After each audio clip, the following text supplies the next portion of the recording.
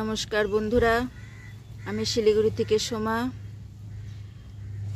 আজকে আমার নতুন একটা ছাদ বাগানের ভিডিওতে আপনাদেরকে অনেক স্বাগতম। কিছুদিন হলো যা বৃষ্টি এই যে কমছে, এখন ছাদটা একটু শুকাচ্ছে। কমলে তো সাথে সাথে এত গরম তাপ। এই আমার ডোলো লঙ্কা, অনেক ফুল আসছে, অনেক ফল আসছে।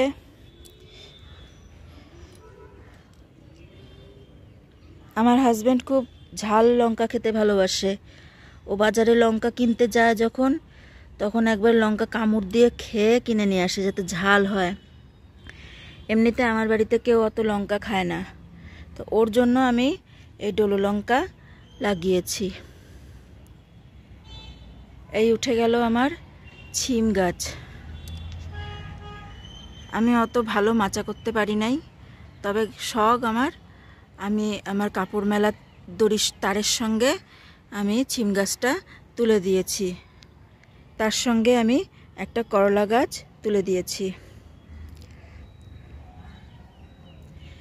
তারপরে এখানে আছে পুঁই শাক। পুঁই শাকগুলো সব গাছই বৃষ্টিতে একটু কেমন হয়ে গেছে। বেশি জলও তো ভালো না গাছের জন্যে। যাই হোক, জল জমে থাকে নাই কোনো টবে আমার। এই যে পুঁই গাছ আরও অনেক ছিল, ভর্তি ছিল। এই পুঁই গাছও আমি একদম এইভাবে তারে এখানে তুলে দিয়েছিলাম। তো কালকে বিকালে আমি তুলে নিয়ে গেছি ছাদের থেকে। বন্ধুরা, এত বর্ষার জন্যে বাজারেও যাওয়া যায় না, তা আমার ছাদের থেকে অনেক জোগাড় হয়ে যায় আমার। তা কালকে তুলে নিয়ে গেছিলাম। আজকে আমি আমার বাড়ির যে আমার হেল্পার, তাকে দিয়ে দিয়েছি যে তুমি নিয়ে যাও, নিয়ে গিয়ে বাড়িতে খেও। আমিও রান্না করেছি। আর এই আমার ভেন্ডি গাছেও হয় মাঝে মাঝে, ভেন্ডি একটা দুটো করে হয়। আমি তুলে তুলে নিয়ে যাই।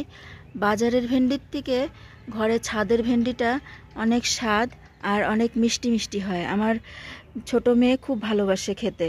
হয়ে গেল ভেন্ডিটা যখন হয়, আমি তুলে নিয়ে গিয়ে ওর জন্যই হয়তো আমি সেদ্ধ দেই। এখানে আছে আমার কামরাঙ্গা গাছ, ফল ধরছে। এখন তো প্রচুর পাতা হয়ে আছে। এই যে এখানে ফল।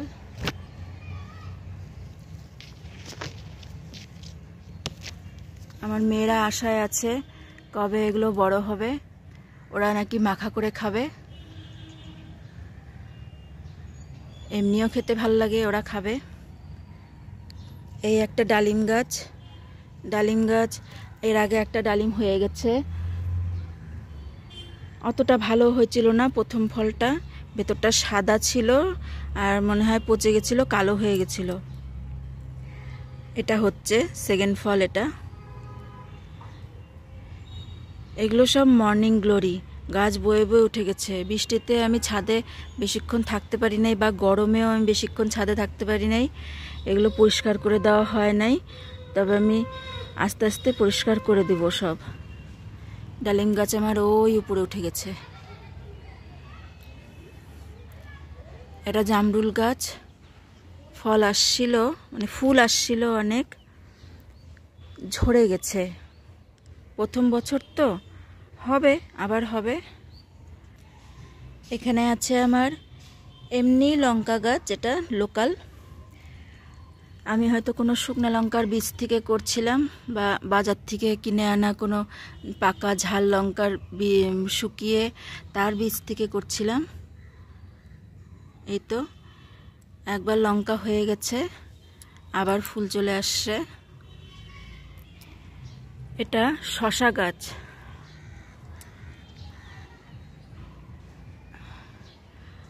শসা গাছে আমি তো আগে করি নাই, এবার প্রথম শসা গাছ। প্রথম আমি এতে ছোট ছোট ফুল দেখতাম, যেরকম করলার ফুল হয়তো সেরকম। তা আমি তাই জানি শসা গাছে ছোট ছোট ফুল হয়। এখন দেখছি শসা গাছে এইরকম বড় বড় ফুল হচ্ছে। দুটো ফিমেল ফুল হয়ে গেছে, মনে হয় বেশি বৃষ্টিতে নষ্ট হয়ে গেল, পচে গেল। হবে, আবার হবে। এই গাছটা পাশের বাড়িতে 12 মাসি শেপালি ফুল 12 মাসি ফোটে। তা আমি একটা বাজার থেকে কিনে আনছি তো সেটা আবার আমার মা আবার নিয়েছে। তো যাই হোক, আমি আবার ওই পাশের বাড়ির ওই জেঠিমার কাছ থেকে এতটুকু মতো একটা ডাল চেয়ে এই গাছটা তৈরি করে নিয়েছি। এই যে টব, নিচে ডিম যে পাতায় আসে সেই পাতাগুলো ছোট ছিঁড়ে দিয়ে দিয়েছি, আর তার উপরে ছাদ দেওয়া নোংরাগুলো দিয়ে দিয়েছি। এখনও গাছটা আমার 1 টাইম গ্লাসেই বসানো আছে। প্রচণ্ডভাবে শিকড় চলে আসছে, তবে আমি টবটা তৈরি করব, তারপরে এই গ্লাস ছিঁড়ে আমি সুন্দর করে একবারে প্রতিস্থাপন করব। ততদিন এইভাবেই থাক। এই যে আমার ডালটা তুলে আমি চেয়ে নিয়ে এসে এই গাছটা তৈরি করছি। এইখানে আছে আমার কচুর শাক।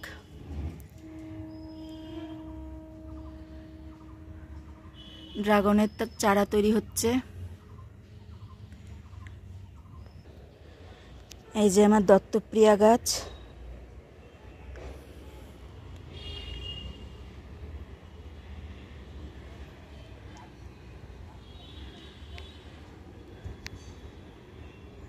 এটা নামটা মনে পড়ছে না, নাক চাপা, খয়েরি অ্যালামন্ডা। অনেক গাছ হয়ে গেছে এখন।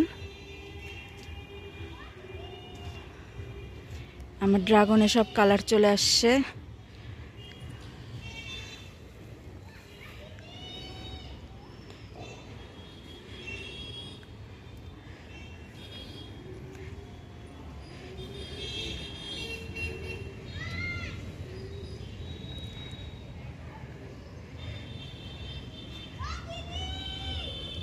চন্দ্রমল্লিকা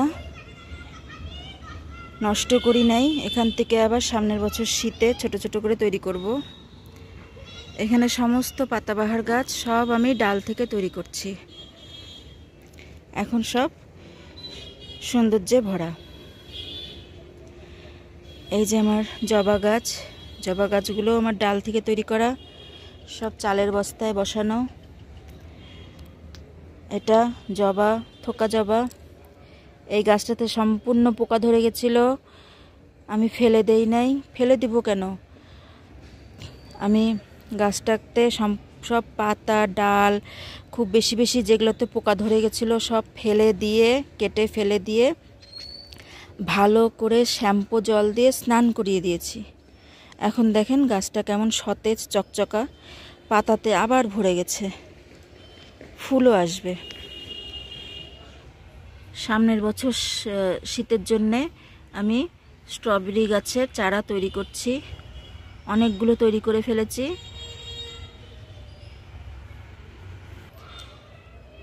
আমার অ্যালোভেরা বর্ষার জন্য একটু জঙ্গল দেখাচ্ছে, আর এখন প্রায় সন্ধ্যা হতে চলে আসছে, তাই জন্য গাছের পাতাগুলো একটু নিচের দিকে বসে গেছে। সকালবেলা আবার গাছের পাতাগুলো ফ্রেশভাবে থাকবে। এই আমার পেয়ারা গাছ, প্রথমবার পেয়ারা পড়ে গেছে, এইবার পেয়ারা গাছ ভরে ধরে আছে। ওই পোকা ধরছিল, একই ট্রিটমেন্ট করে দিয়েছি, আমার গাছ ঠিক আছে এখন, আর পেয়ারাতেও ভর্তি।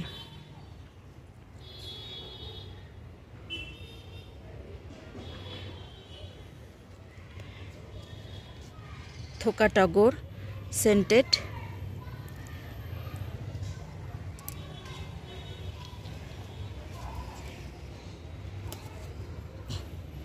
ছোট্ট ছাদ বাগান, তাতেই মনের মতো গাছ বসিয়ে দিয়েছি। আমড়া গাছ নতুন এই বছরই বসালাম। সবেদা গাছ প্রায় মরে যাওয়া গাছটা এখন আমার জীবিত এবং সুন্দর। বুগেনবেলা ভর্তি ফুল, একদম সুন্দর ছিল, পড়ে গেছে, আবার আসবে। থোকা টগরের আর একটা গাছ। আমার ছাদ বাগান থেকে আমার অনেক ফুল হয়ে যায় আমার ঘরের পুজোর জন্যে। লাল করবি, তার পাশে কামিনী। কামিনীও ফুল আসছিল না, এই বছর গাছ ভরে আসছে। তবে কি এত বৃষ্টির পরে এই দুদিন হলো আকাশ পরিষ্কার, রোদ, একটু গাছগুলো ঝিমিয়ে ঝিমিয়ে পড়ছে।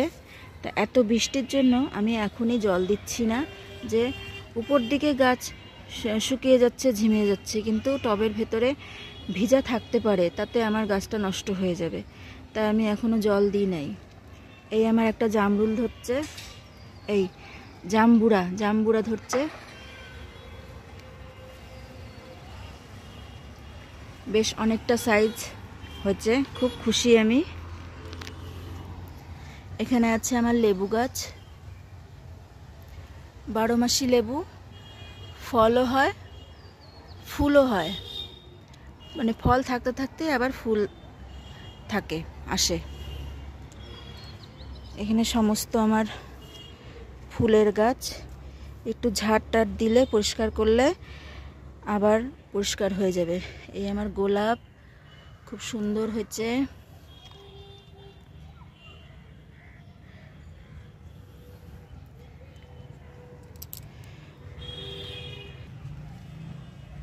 অ্যালামন্ডা, ঘিয়া অ্যালামন্ডা দুটো ফুটছিল আজকে। এই আমাবুচি লাগলো, এখন ফুল তোলা কম হবে আর গাছে ফুল থেকে যাবে। এখানে দুটো পরপর, তারপরে উপর দিয়ে একটা ডাল বেরিয়ে গেছে, যার জন্য এই ফল দুটো খুব ছোট ছোটই লাল হয়ে গেল। এটা আমার পদ্ম, এই পদ্মেও সেই পোকাতে ভরে গেছিল, আমি ওই একই রকমভাবে শ্যাম্পু জল দিয়ে ধুয়ে আমি ঠিক করে নিয়েছি, আবার এখন বড় হচ্ছে। এদিকে আছে মাধবীলতা। আমার ইচ্ছা মাধবীলতাটাকে আমার ব্যালকনিতে নিয়ে যাওয়ার,